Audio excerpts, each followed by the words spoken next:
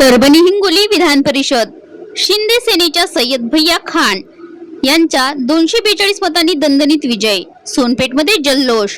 सोनपेठ परभणी महाराष्ट्र विधान परिषद निवडणुकीत शिवसेना शिंदे गटाचे उमेदवार सय्यद भैया खान यांनी 242 मतांनी विजय मिळवला आहे। उपमुख्यमंत्री एकनाथजी शिंदे यांनी परभणी हिंगोली मतदारसंघातून मुस्लिम समाजाला मोठी संधी दिल्याने जिल्ह्यासह राज्यभर या निर्णयाची चर्चा आहे। आज निकालानंतर सोनपेठ शहरात आनंदाचे वातावरण होते। परिवर्तन पॅनलचे नगराध्यक्ष परमेश्वर राजेभाऊ कदम, नगर परिषदेचे गटनेते सय्यद भाई हुसेन, नगरसेवक जनार्दन झिरपे, रहमान भाई, शुभम कदम, संतोष आंबोरे, अक्षय कदम, विश्वजित कदम, साजिद कुरेशी, सय्यद बाबू, अभिराज कदम, सुरेश रणवे, बिलाल शशिकांत स्वामी यांच्यासह मोठ्या संख्येने नागरिक छत्रपती शिवाजी महाराज चौकात जमले। फटाकेबाजी करत मिठाई वाटून आमदार सय्यद भैया खान यांच्या विजयाचा उत्सव साजरा करण्यात आला। परभणी हिंगोली विधान परिषदेवर पहिल्यांदाच मुस्लिम चेहरा निवडून गेल्याने जिल्ह्यात अभिमानाची भावना आहे।